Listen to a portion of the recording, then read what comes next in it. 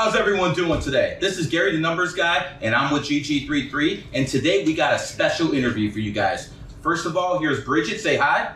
Hello, how are you?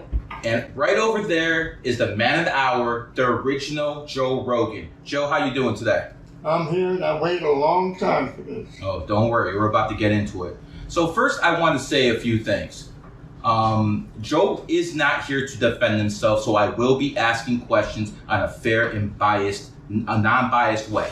Having said that, we know some facts of the case. Before we go into Joe and all that stuff, tell us a little bit about yourself, sir. I was born in 1941, You're the snake. St. Michael's Hospital, Newark. I went to grammar school in Harrison, New Jersey, Holy Cross. I went to high school in Harrison High School. Then I went in the Navy. You served our country. 4 years. What year, sir? 61 to 65. Thank you for your service and being a patriot. Thank you. I was a policeman when I came out. I did 30 years in the Harrison Police Department, retired as a lieutenant, and I covered a lot of bases. So you spent 4 years in the military serving our country and 30 years in the police force, correct? Yes, sir. Okay, that tells us a lot about your character. That tells you you're out here trying to serve and protect people, correct? No doubt about it. Tell us not what you have done, but what interests you in life. What type of person are you? I'm a people's person. I love people. And obviously a Steelers fan. All day long. 1933, right, baby? That's when we were born. I started in 1965 as a Steeler. Joe, going back to you, let's start with August 11th, 1967, the day Joe was born. Tell us about that day. He was born in St. Michael's Hospital. Was he a big baby? He was good size. Good size, about 8 pounds, 9 7, pounds. 8 pounds. 7, 8 pounds. Healthy baby? Oh, yeah. Okay.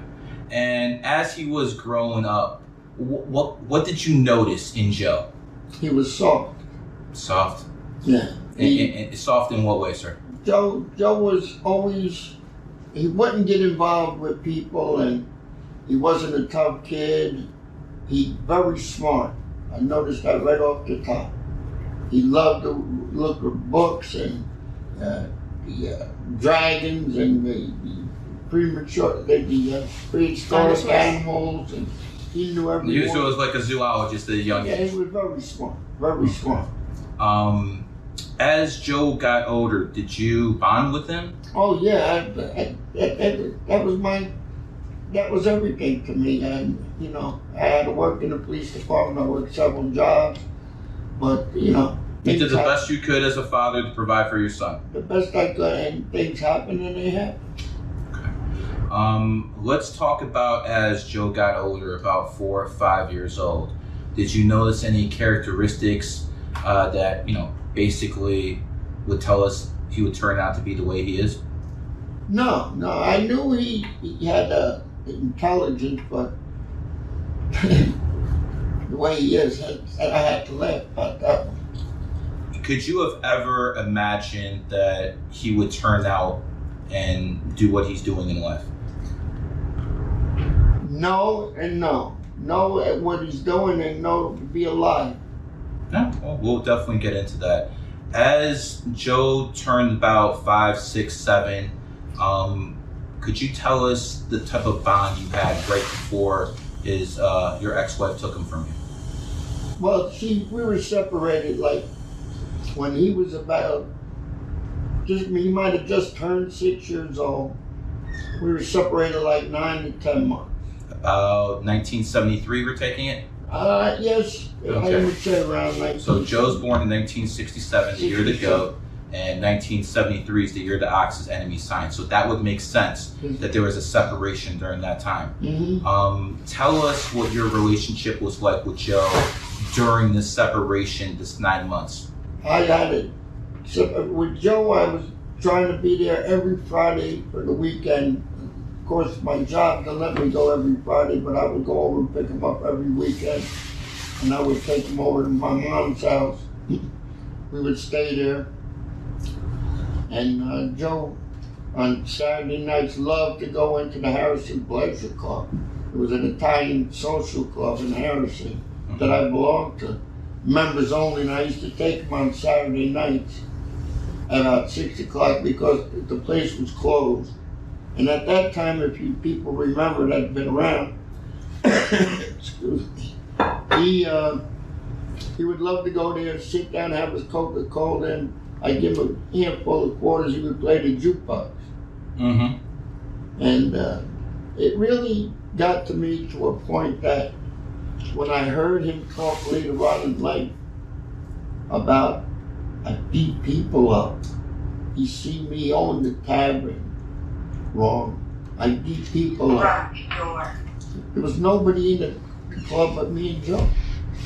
I don't know who he was talking about. Maybe he imagined this or invented it. We'll get into that. Let's talk about now.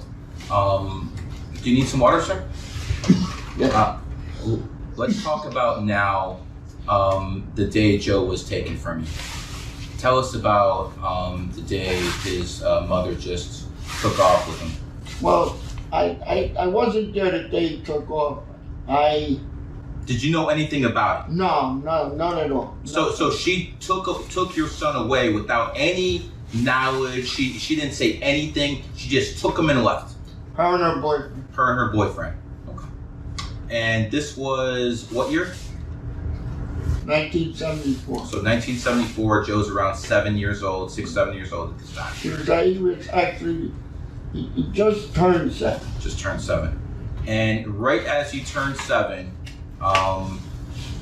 Your ex-wife just took him from you with her boyfriend, correct? Mm-hmm. What did you do at that point?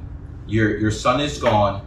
What do you do? This is a terrible situation. It doesn't matter if it's 1974, 1984, or 2024. This is stuff that men deal with all the time. How did you deal with that situation, sir? Well, when I went over there, I called up first, and nobody answered the phone. I went over there that Saturday morning.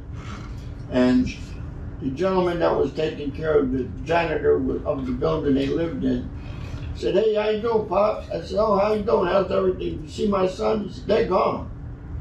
I said, "They're gone? Where they moved?" "Yeah, man, California." I said, "God, come on. You can't." No, they had the car all packed. They left early yesterday morning. So you found out from a neighbor that... He was the janitor of the building. Oh my. What was going through, like, I can't imagine. What was going through your head when that happened? My head was straight, but my heart bounced. It hit the ground and bounced the butt and hit me in the mouth. As a police officer, did you try to take any legal action? No, you don't have to be a police officer. What I did was I went home and I called a friend of mine who's an attorney. He came over to see me. He said, "Take it easy, see what happens. We'll talk about it," because there was nothing he could do because they were on their way out there. I didn't even know where they were going. I didn't know where they were at. So just to go back a little bit, your ex-wife takes Joe, your son, who you're divorced from at that point, correct? Yeah. But she takes your son without your consent to California, and you find out about this from a janitor? Yeah. Yeah. Listen, I can't think of many worse things than taking someone's son away from them. See, this is one of the problems in society. We need a strong family unit. I am privileged, not because of my skin. I am privileged because I had a mother and a father. Mother and father? So you were privileged in this life. Absolutely. Joe was not privileged because his mother took his father away from him. This is something that a lot of men deal with in society today, and I just want to make this example clear. I can't think of anything that's worse. Sir, how did you deal with this? Well, about a week and a half after he was gone, I get a letter from the San Francisco welfare that I had to pay $135 a week. Wow, that's how we find out, huh? So I said, wait a minute. I called my friend again, the lawyer. He came on Saturday morning to my house He was in court at the time. And I had to go to work in the police department. And I went in, and he come to my house. We sat down and said, let me see that the letter. I gave him a letter. He says, hold on to that, I'll call them Monday. He said, did we ever go to a court? We never went to no court for her to get the clearance to take him out of the state. I says, no, we never went no place. I don't know what you're talking about, because I didn't know that law was there. He said to me, he said, you just can't do this. So I says, well, we'll find out. So when he got the call, I got a call from the San Francisco. He called them, they called me, they said that the case was dropped, the lawyer had all his paperwork sent to him, whatever. So when he came over to my house, he said to me, he said, Joe, he said, she can't do this. She had to get a judge to sign off on your son to make sure that she can leave properly. What she did was illegal. Illegal. Was she punished for it? Never. Never. But why? I'll tell you why. I'll tell you why. See, there's a why. So my lawyer said to me, he said, well, let's file charges. I said, whoa, right there. That's what happens to him and his sister. He says, what do you mean? I said, it's California. I don't know how screwed up they are out there. You've been in 74, right? Yeah. I said, what would happen if he went to family services and got put into a home until this is straightened out? This kid's too soft. I said, he would fold up. I was thinking, I said, no, I can't do that. I can't do that.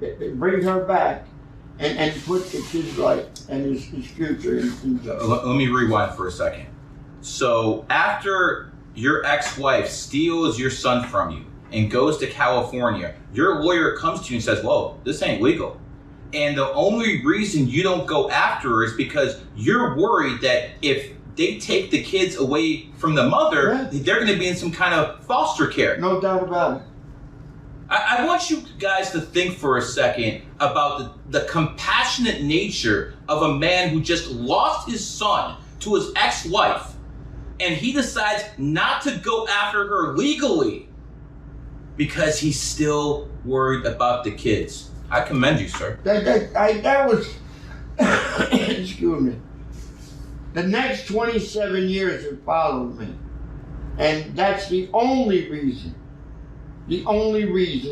is the time to step up and be a man.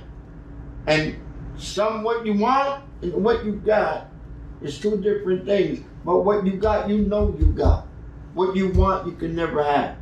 Because as soon as they found out whatever happened, they moved here, they moved there. You can look and Google it. She moved, I think, 17, 18 times in so many years. Let's talk about the man who was helping raising your son. What do we know about this individual? As far as I got a run-in with, not a run-in, but an interview with the, I never knew this, with the magazine, Rolling Stone. And I read the article in Rolling Stone, and I couldn't believe it that when he was 8 years old, a year later, that he had my son down by the wharf or whatever it was. The kid had a problem, and he gives him a doobie or a bomb to smoke at 8 years old. 8 years old? Yeah. Okay. I want to make this abundantly clear. There's a difference between when an adult decides to do marijuana when a child decides to do it. People have to understand, child's minds have to develop. The man who was looking after your son was giving him drugs, and he was an unfit person to raise Joe. I didn't know that 15 years later on Rolling Stone. I never knew that. Because me, if you came out of my house, you went to school. If you were athletic, you played ball. If you weren't, you were smart, you studied. And Joe was the smart one? Joe was smart. Okay. Let's talk about now the fact that, has your son ever tried to reach out to you? No. So he was taken from you in 1974. We're talking about almost 50 freaking years. Joe Rogan, who was beloved by so many people. Joe Rogan, who was stolen from you. He never once even tried to reach out to you. No, Joe, listen, everybody out there, I'm going to tell you straight up. I only know how to go straight. Right here, down the line, Charlie Brown. Here it comes. Joe's full of shit in plain English. He's nothing but, he went to drama school. You can see he's a drama queen. With emphasis on queen. I don't think that's definitely up there, man. Even he can't get mad at that. No, he's a drama queen. Everything is drama to him. And when you look at him, people tell me, I don't look at him on TV because my parents, my street, my life, where I came from, you don't do no doobies and bombs. Not at 8 years old. No, not even when you were 15, 18, we didn't do that. We were trying to live the straight life and be the right thing. That's why I got such beautiful daughters, man. Let me bring Bridget into this. Being raised by this man, pretty much I'm assuming, he's been a part of your life all your 44 years. Has he been a good influence on you? And if so, please just tell us how. My father is, he's my biggest fan, and he's my role model. From birth till now, he's just given me and my sister such a wonderful life. Anything that a father is supposed to do, my father has done tenfold. A father's supposed to help educate you. A father's supposed to help protect you emotionally and physically. Right. A father's supposed to do everything he can in his position to make sure you have a better life than he did. 100%. Did he do all that? Yeah, we went to. Then you're a good man. Yeah, no, he Catholic school from kindergarten through high school, college. Never mind you, we're twins, so there were two of us at the same time. Paid for everything. I never had to question anything with my father. My father, and everybody loves my father. No matter where you go around here, everybody knows my father. All my friends, my son's friends. It's just, he's the best. I'm blessed. I'm truly blessed. You're definitely privileged. Mm-hmm. Going back to you, sir. As someone who's a police officer, what have you done to people that you've run into who've been in similar situations of you? What kind of advice have you given them in the past? Well, I never ran into nobody that the wife left them. You don't do that every day of the week, like an accident or. No, that's some, excuse my language, that's some fucked up shit. It's 100%. But what I found out in life, the more you put into life, you get out. It's like going to the bank. You put money in, you get paid. You get interest. You put money in. When another week you go a little low, you can take money out. You don't put money in, you can't take it out. 100%. And if that's life, what you put into life, you get out of life. Yin yang. Yes, the yin and the yang. That's what you do. And I tried it. I'm straight up. I can let you go check me out. I had places where I worked in an 85% African American school in Newark, Robert Tree Academy. So you learn how to fight? No, it wasn't that. I was working security. Okay. Armed security after I retired. I used to grab them kids and tell them. They used to get more out of me than some of the teachers. No lie. I would give them sneaking something to eat in the morning. I'd bring it in. If they missed something or if they had a problem, I would go to the teacher and see if she would give them extra time in the afternoon on a lunch hour. And she was dynamite, Miss Romer. Dynamite lady. What a teacher. I gave her 7, 8 kids, and every one of them kids got to be put on the honor roll after that within weeks. You're out here helping people not just in your family, but all over. Here, baby. If you ain't got this, don't leave the house. That tells you a lot about the type of person we're dealing with. let's move on. I've never heard of you until a couple months ago. Nobody. I never heard of you until a couple months ago. And can you tell us why, after almost 50 years, now you decided to come forward and tell people about your side of what happened with when Joe Rogan got basically kidnapped from you? It's my daughter sitting right here. Her son, that if you see him leave before the talk, 16 years old. He went to his mother one day and said, "Mom, Papa really beat his ex-wife up?" So your grandkid, Yeah. heard, I'm assuming at school, from the internet, Yes. that said that you beat your ex-wife. Yeah. And you know what I said? No, like I'm not gonna tell you I'm a holy roller. We're not saints. We're not saints. But let me explain something to you. Oh, you got Pittsburgh gear on. That's I looked up in the air and I said, "My man, I gotta get him this time." I let it go. I let him go because he was my blood. I let him go because on Cleveland Avenue, where you came from, you don't pull that kind of shit. Family is family. So, just to get this from the very beginning, your son was kidnapped from you, and you didn't press charges because you didn't want Joe being raised in a foster home. No. That's why you didn't. Without a doubt. That's why you didn't. Without And a then doubt. you kept quiet. You didn't say anything No. about this for not 10, not 20, not 30, but damn near 50 years. And the reason you did this is because your grandkid, her son, came to you and said, "Did you beat women?" And you know what makes me laugh? No, don't make me laugh, but hurts me in my heart. I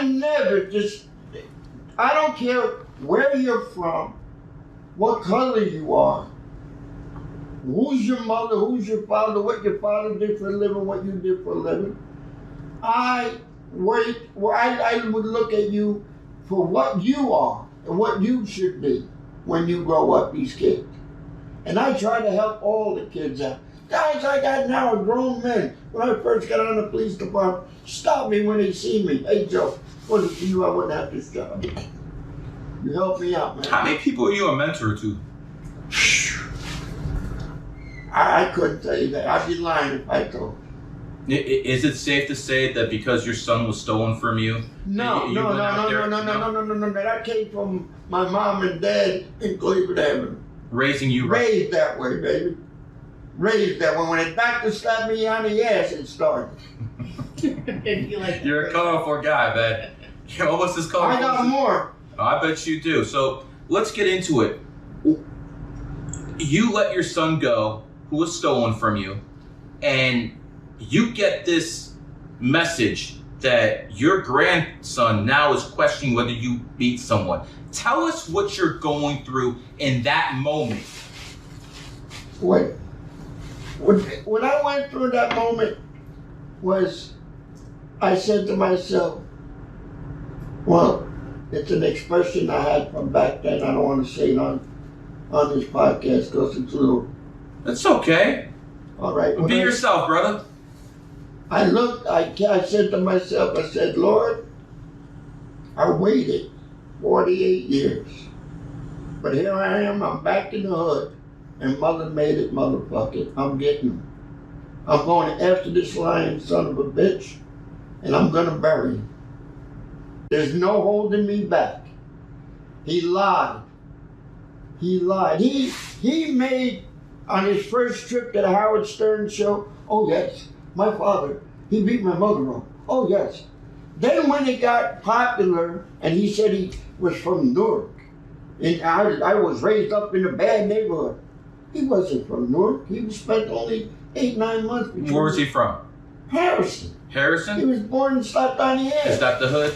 No, it ain't the hood. Middle class neighborhood? Yeah, that's what I came from. So Joe's from the suburbs. Absolutely. Yeah. So he's no badass from the hood. Joe ain't Joe. No. Look, Joe knows he's sweet and he's got sugar in his tank, and he knows that he can't be a tough guy. He can take up all the karate in the world, go to all the dojos you want, lift all the weights you want.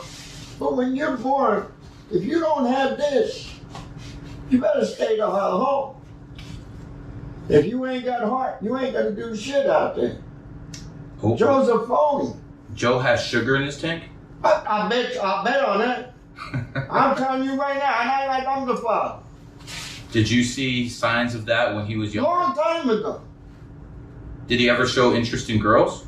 I didn't see him much since he was 7 years old. I didn't even know who the girl was. I mean, most people at 7 ain't looking at girls. No. I'm just a little bit, you know. No, you can't get me on that one.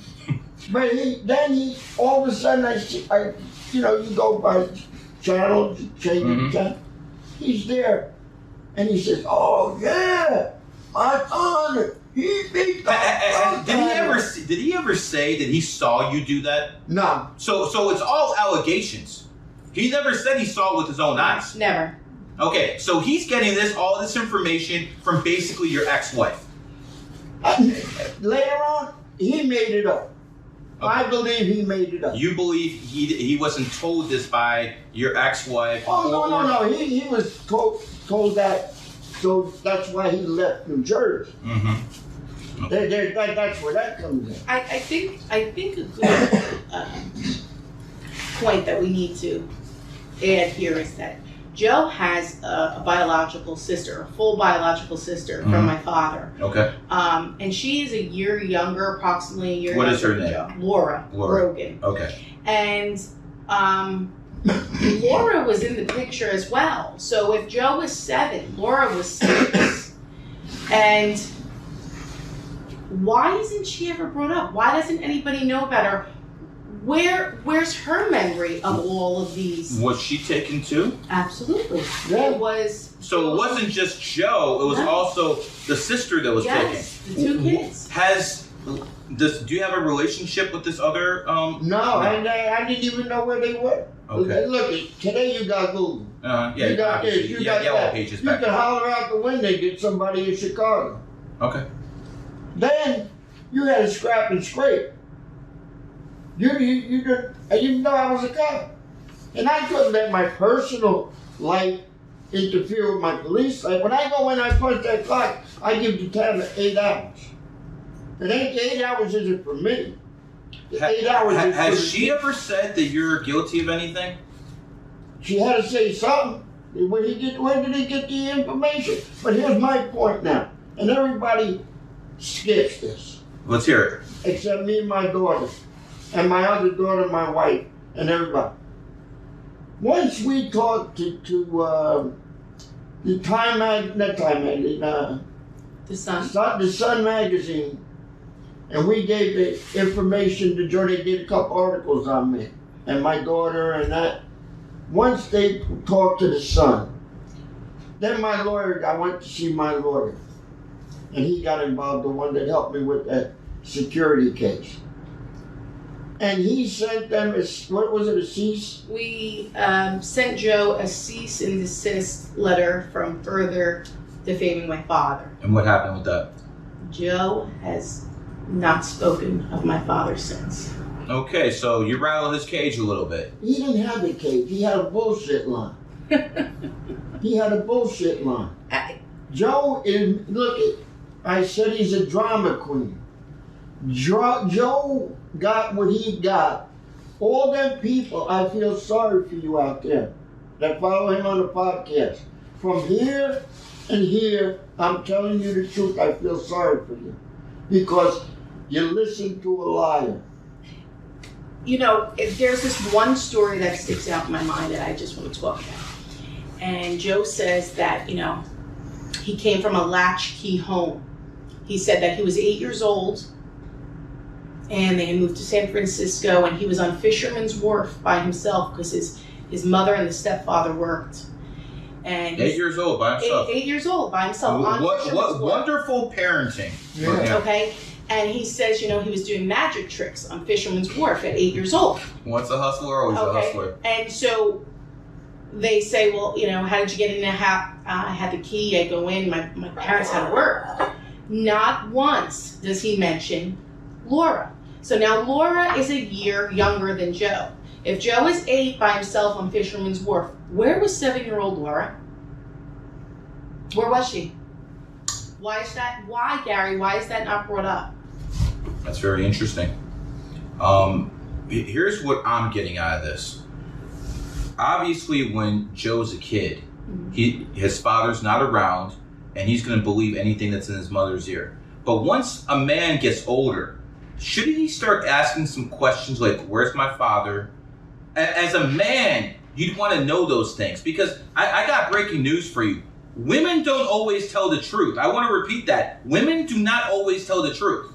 So, I mean, is that something you agree with as a woman? I mean, you know, I'm not one of them. Yeah, but you know where I'm coming from. But there are women that will maliciously use their children to get their way. So we have a woman who is in this dude's ear lying, but that's okay, because we understand when he's a young kid, that's one thing. Once he gets older, in his 20s and his 30s, don't you think he'd want to reach out to his father and see who his father was, who not once went in the media before then and try to talk to him and try to make a big deal? I'm sitting across with this man right now. This ain't about money for him. You can look in that man's eyes. This is not about money for this man. He is pissed off because he did a lot of things to Joe, like basically not filing charges against his ex-wife to make sure he didn't go to foster care. 100%. You know, just the compassion of doing something like that after someone ripped your freaking heart out. And I'm assuming that's what happened. Yeah. And you still did something like that. That shows your character. That is not the character of someone who beats his wife. No. I'm sorry. That is just not. Can we talk about how when my father, because everyone needs to know that when Joe was 7, my father had just started off on the police force. So he was a patrolman, you know, he started off as a patrolman. And my father would direct the traffic on, was it the Clay Street Bridge? No, the Stickle Bridge, 280. Stickle Bridge, 280. And Joe's mother, Susan, and her then boyfriend, who was 23 years old, Louis Lembo, would drive Joe's mother's car with the 2 children in the car over the bridge that my father was patrolling on purpose every morning to bring the kids to the Catholic school that my father paid for. Now, if my father was this crazy cop, psychotic cop from New Jersey, Gary, don't you think he could have said, hey, 212, I got a car coming over the bridge. Yeah, pull him over, make sure there's something found in the back seat. 100%. You could have done that. He was the local doobie dealer, right, Daddy? Yeah. He was the local doobie dealer at the time. So I'm sure there was something in that back seat, okay? You could have taken revenge and you didn't. No, look, let me explain something. People today, especially then it started, they got the cop as the wrong guy off the top. A lot of people, not everybody, because everybody don't know about cops. Until you, like, the commercial says, walk a mile in my shoes. Put my shoes on to see how it works. I didn't care about what color you were, what you were, where you were.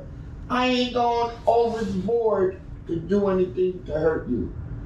Because you got a family and I gotta lie to make myself look good. That's bullshit. You gotta be you gotta go straight down the line. And I can tell you stories, but this ain't nothing. Where do we go on later on? Yeah, that'll be a different episode. When it comes down to Joe, let me ask you a few things. What would you like for him to do?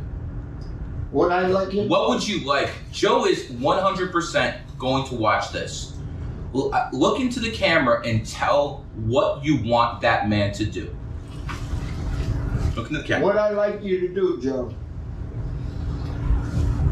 I don't want you to base everything I said to you right now because it wasn't how I felt then. Today I got a family, I got a lot of things going, and you really aren't on my good side right now because you lied. But to put your father into the point that I was such a bad guy, I was a psychotic guy. If I was psychotic, Joe, I would have never made 30 years in the police department. I would have been gone. You were putting away psychopaths. Yeah. Right. And here's the thing, Joe. What I would love you to do is get them 15 million, 20 million people you got followed and tell them one day, I got the wrong information, my father was a good guy. That's it. That's it. You know, Joe has apologized for promoting the vaccine. Do you think he'll apologize to you? The vaccine? No. Joe has already apologized for that. Yeah. That's the only thing he apologized. Do you think he will apologize to you? No. Never. Because he made all that money lying. He got to that position lying. He got to be a big shot lying. That's why I tell you, it's two lies. The one you see and the sugar-coated one on the side. As a grandparent, do you think you have a right to see your grandkids? I did at that time, but I'm not the grandparent no more. She got married and everything else. Those are still your grandkids. I don't even know what kind of kids they got. I know he got adopted kids or whatever he did. He married some cocktail waitress or something. But you know, Joe lives a life for Joe. He could be in a round room and he's looking for a corner. It ain't gonna happen. You're not going to stop until you get an apology. That's all I want. So this is all going to stop. All these videos, everything stops when Joe says, Dad, I'm sorry, I had the wrong information. And it's over. No, the videos are not over.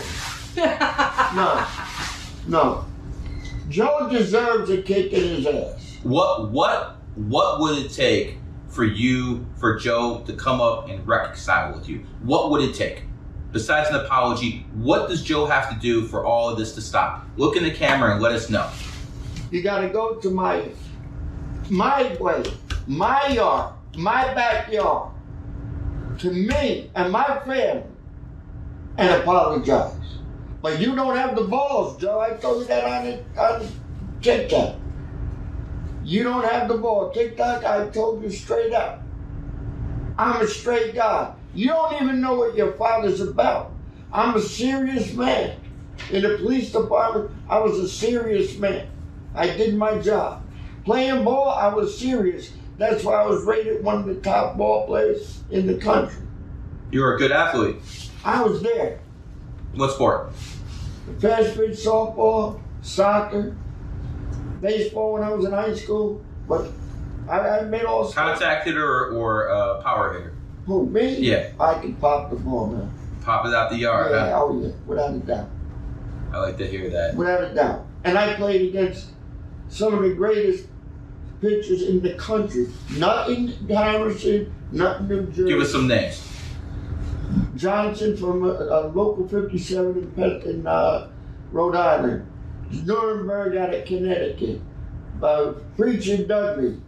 Harvey Sturkle. Is baseball your favorite sport? Baseball is secondary. To the Steelers. To the Steelers. My heart was baseball conked out when I started playing fast pitch softball. I love fast pitch softball. It's one of the greatest things that ever happened to me. Is that something that he shared with you in your life? Yeah. His love for sports, baseball, football. I'm assuming the Pittsburgh Steelers. Well, by the way, are you a Pittsburgh Steelers fan? I absolutely am, and anybody that walks in our door becomes a Pittsburgh Steelers fan. Well, what if I told you I was born in Cleveland, Ohio? So I'd say hello. You know, I remember a game vividly. You're probably going to remember this too. It was about 1989.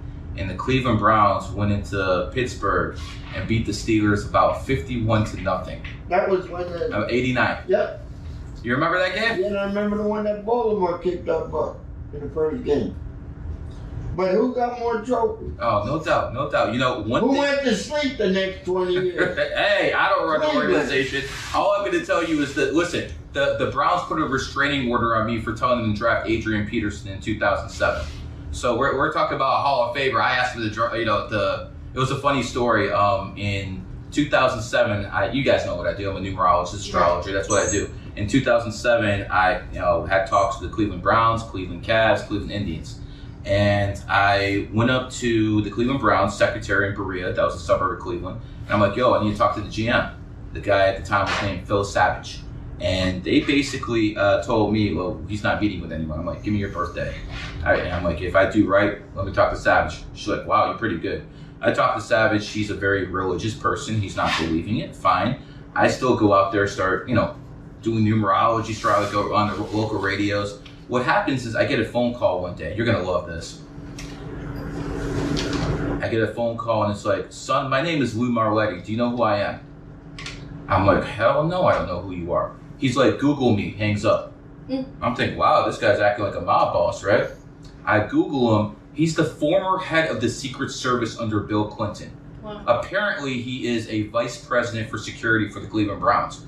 He called me back in 5 minutes. All of a sudden, I took that bass out of my voice. Okay, there. How you doing, sir? He basically told me, look, the Browns don't want anything to do with you. I'm like, listen, I got something real important here. And he's like, sir, we're going to put a restraining order on you. I'm like, do what you do. And that's how I had a professional football team put a restraining order on me. But the interesting part is, just like you have that Golden State thing right there, I got a championship ring right here because I helped them build a championship. But, it's just interesting how people from different walks of life have different experiences. Without a doubt. Right. But when it comes to you, sir, you have an experience that I think can help a lot of men. Not just from 74, 84, but right now. Because this is not something that it had stopped happening. If anything, what happened to you is happening to a lot more men. So let me ask you this. Give some advice to men who are going through the same thing you went through. The ex-wife took the child, took the kids, and now they're brainwashing them. And they're not going to have that masculine figure that they need to actually become a man. Because I don't care what anyone says. A woman cannot teach a boy how to become a man. Do you agree, sir? I gotta agree. I gotta agree with that because look at Joe. Joe can act like he's a tough guy, but he's not a tough guy. And then he said to me that he made stories about me. I was this, I was that. Oh, I was a big karate expert. Oh, that was great. Yeah, the karate expert. Yeah, I need to see that. So have you ever taken karate? What I did was, when Joe left, a good friend of mine came to my apartment and sat down and said, Joe, listen to me. I know it bothers you, but you got to take up something to your anger out, and so you don't take it to the job. You don't take your personal business to the job. So I gave it a thought, and a couple of weeks went by, and then I was driving by with the scooter at the time. I was doing the tickets, and a friend of mine came out of the school. I graduated high school with Eddie Doyle, who was a karate instructor. I looked at him and said, Eddie, you still got the school in Kearney? Yeah, my military, boom, boom, boom. Eddie was a 7th or 6th, 7th or whatever degree. He was just terrific. And I knew Eddie would teach you because when I went to school with him, when I graduated with him, he was the type of a guy that everything had to be straight. He didn't just take it for the money. So I went to karate school about a year and a half or so, and all I did it for was my job, self-defense. And I'm going to be honest with you. I could say in 3 years, not 3 years, 3 times, it saved my ass. I would have been. Your job as a cop. I would have been in a hospital. Is that something you would encourage a lot of police officers nowadays to do? Oh, without a doubt, because there's a lot of phony cops out there. What do you mean by phony cops? They think they're tough, but they ain't. You put that. They got a badge. They got a badge. That don't make you pop out with spinach. Yeah, but when you have a badge, people are less likely to. No. That's what you got to get rid of. But that comes from leadership. Trickles down. If you got shit at the top, you're gonna have shit at the bottom. Well, we know with the president right now. Yeah, the president, he's dead. He ain't got brains to lay down. Hey, brother, we could go on and on about that, but I think we're all on the same page that we're not fans of the Biden administration. No, not at all. But they forget one thing. This country is called the United States of America. And we better get united. You seem like a pretty conservative guy. And you, conservative woman. When I heard Joe 10 years ago, it seemed like he was a liberal to me. That's what it seemed like because of the issues he's pushing. Now he seems to be like held strong on the conservative side. And I'm thinking, well, when did Joe become a conservative? To the way I look at things, it looks like the pendulum got thrown so far in the left that a leftist like Joe actually looks like a moderate now. Joe is what he wants to be because of money. The money got where he is because he thinks he's too smart and he's too educated. You don't think Joe has political ideology? He's just where the money is. Come on, he can't take care of his family. How's he going to take care of a country or a city? No. What I mean is, you don't believe you don't believe he's a leftist or a rightist. He's whatever people pay him to do. I think that he likes controversy. Oh, 100%. Oh yeah, you're a talk show host. You gotta have it. So he likes controversy. Like he's I think the wrong thing they did was give him that #1 over his head. That head went like that. If you look at his head, it got bigger. His head got bigger than his head. You know, a lot of people with Joe's birthday tend to do very well in media. You got Hulk Hogan, who's born on the 11th. You got him. You got Alex Jones, another one of his buddies who are born on the 11th. Another up-and-coming star, Aiden Ross, is born on the 11th. So this is why people flock to him, because he's born on the 11th. Now, he has charisma, but is he a good person? Tell people what you think about Joe as a person. He's full of shit. Straight to the point, huh? Straight to the point. He knows how to use the people. He knows how to use the media. Has he done anything positive from the mic, in your opinion? With all this influence he has Joe Rogan, can you look at Joe Rogan, even with some of the animosity you have, and be like, you know what? He at least did one good thing there. We'll start with you. Well, I mean, this is a hard question. I don't want to take anything away from anybody. If he earned it, he earned it. You know, he worked hard for it. I believe that whatever you put out into the universe, you get back. So obviously somewhere along the line he did something right. But the problem is he didn't do his old man right. Exactly. That's the base, where you come from. Okay? And at the end of the day, you built this success off of a lie. And I clearly remember as a teenager telling my father when Joe was on Howard Stern, Daddy, you know, he's saying a lot of crazy things about you. Bridget, leave him alone. What went into your thinking back then to say leave him alone? Why back then was it leave it alone, and now I want your throat? Leave it alone because I live my life. Right now, I got grandsons, and I don't want them, they know Papa for what Papa is. Right. I don't want them to think that because of what Joe Rogan said. You don't want on your tombstone to say white beater. No white beater. And what, you know, Joe is a figure in this house. My kids love the UFC. Okay, he's all over YouTube. He's all over TikTok. You know, I have a 16-year-old. I have a 16-year-old and I have an 8-year-old. Do I say no Carlo, no Robert? You cannot watch them. Absolutely not. I'm not going to do that. But when my 16-year-old, who was about 14, going on 15, came to me in the car, and he said, "Mama, you know, everybody's saying that Joe Rogan said that Papa beat up his wife." I had to pull over. How did you feel in that moment? I pulled over because I felt a rush to my head, and I knew eventually you know, as kids get older, you can't hide things from them. And I want to be as honest as possible. And I said, you know, I pulled over and I turned around and I said to him, Robert, he did say that. He says, but why would he say that about Papa? And I said, because he's hurt. And hurt people hurt people. And when you get older, you're going to understand. Does my son believe Joe when he said? Absolutely not. But when I came home and I told my father, it was like all hell had broken loose. Part of his own. Mm-hmm. All that leave Joe alone, all that. That went out the window.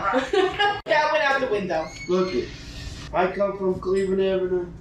I did my thing. I protected people in life. I shut my mouth for all these years. Kept it quiet. Not too many guys that do that. No, that is a fact. This man I haven't heard a peep out of this man until recently. It's been almost 50 years. If this man had an agenda other than what he's telling you, I think it probably when it came out, like maybe 2011, 13, when Joe was already making it. Right, no, now it's, he's only saying anything because Joe got that big Spotify deal. Let me tell you. You could have done it before. Let me tell you something. When I was a cop, I didn't run away from guns, knives, fights. No, I knew where I had to go. You think I'm running away from a punk? You think I'm running away from this guy who thinks who he is, and he can't, he really isn't what he is? And it's funny because a friend of ours, very good friend of ours, Danny, he had sent me a clip. Back in, I think, March 2021, Joe had Demi Lovato on his podcast. And he connected with her a lot because apparently there was a lot of domestic abuse in her home where her father beat her mother, okay? And he reflected on that, Joe, a lot. And that was one of the reasons why he brought her on the podcast. And apparently, you know, she had addiction issues that she suffered. And he believed that a lot of the domestic abuse brought on those addiction issues later on in her life. But what gets me is where he said in the interview, every child should know their parents. Every child should have their parents in their life. I quote, okay, but here you are, where my father had made numerous attempts to reach out to him, okay, when his grandfather died, right? His grandfather died. My father sent over his police officer friends. The funeral was held, the wake was held in Belleville, New Jersey. No response. No response. The police officers went over to the funeral parlor. Your father wants to see you. My father gets a call, Joe. He's not budging. Okay? When we were 19 years old, we reached out to him. He responds that my father's a sperm donor. He was in his beginning of his 30s. So for you to sit there and say, and you're sitting on this podcast where you have millions and millions of people taking shots at the man who can't defend himself. Taking shots at has never defended, because my father is a gentleman, okay? And what his mother did was illegal. She could have gotten locked up. Not only that, her boyfriend conspired with her. Her boyfriend is his stepfather now, okay? It is sick. I don't know how she sleeps at night, knowing that there is a man who literally lost his whole family, and she holds the key. She holds the key to the 55-year-old man right now who believes that my father was a psychopath and beat everybody up, okay? She holds that key. Why not come forward with the truth at this point? You're speaking nothing but common sense. And, you know, when you listen to Joe, he always talks about masculinity, and he's a UFC guy. Right. But what are you actually going to say when you were stolen as a child from your father? You were basically stolen. And what that basically means is you never got a chance to know this man. No. You never got a chance to know this man. If I'm a man, I'm going to at some point reach out to my father. 100%. Reach out to my father to hear his side of the story. How many times have I listened to your podcast, Joe, and you said there's two sides to every story? How come you never listen to this man's side of the story? Yeah. That's number one. Number two, whether you like it or not, you're a role model in this country. Yes, he is. Whether you like it or not, that is what you signed up for when it comes to with all that fame and all that money. What does that mean? That means you have to act like a role model. Mm-hmm. Having male figures in their kids' lives is one of the most important things in this world. A woman cannot raise a boy to become a man. I implore you to reach out to this man and make it right. I mean, and what really is mind-boggling to me is he tells a tale of my father being this. Oh, my father, he was this big, scary dude. He was really big. At my father's finest, he was 215 pounds, 5'10". Is that really big, Gary? Is that huge? I mean, this is a guy who works with UFC heavyweights. He sees these huge men in the ring every like single... Brock Lesnar, big boys. Absolutely. Big Now, boys. that's a big boy. It's a big boy. My dad is the farthest thing from what Joe has portrayed him to be all these years. And you know what else, Gary? Before my daughter leaves the conversation, it's amazing he called me a sperm donor. But, and he didn't like God. He doesn't believe in God. He doesn't believe in God. Listen to me now. But he must have forgot the time when he was with Howard Stern and them, and he got two, not one, two strippers pregnant. Wait. Whoa. One, I believe, it was his first girlfriend. He'd gotten her pregnant. They had an abortion, okay? And then the second was an 18-year-old girl named Crystal, stripper. I have a picture of her on my phone. And he didn't know she was pregnant. So when Howard brings him on, he also brings in Crystal. What year was this? Oh, God, it had to be I don't know. We're talking about 15 I mean, this had to be, no, more than that. This was the early 2000s. So this is early 2000s, and he's doing stuff like that before he was actually the man. Could you imagine what he's doing now? No, now. Could you imagine what he's doing now? Now he might be the woman. I can't. I just can't. Listen. Joe gets his charisma. Joe has charisma. We're not going to. He's born on the 11th. He should have charisma. Okay, but he gets it from my father. Okay. The apple don't fall far from the tree, does it? I hope it did. You know what, my friend? We're gonna end on that little note right there. Do you have any last words? No, it was a pleasure meeting you, Gary. It was a pleasure meeting you as well. Thank you. Original Joe, do you have any last words? Yeah. I'm original, I'll stay original, and I mean what I say, Joe. I'm a serious man. Your mother, your two uncles, they don't know me. They talk shit about me, but you don't know me. Read that letter that my lawyer sent you. Read it good, word for word. That's who I am, Joe. I want to end this podcast by saying this. Joe was not here to defend himself, but everything we put out here is factual. And that's what people out here who are listening, go back and review it and fact check this man. Oh, okay. If he was after money, he would have done this 20, 30 years ago. Absolutely. He did this because Joe embarrassed him. And let me tell you something. When you don't show people respect, this is the end result. And Joe, my last words. I'm straight.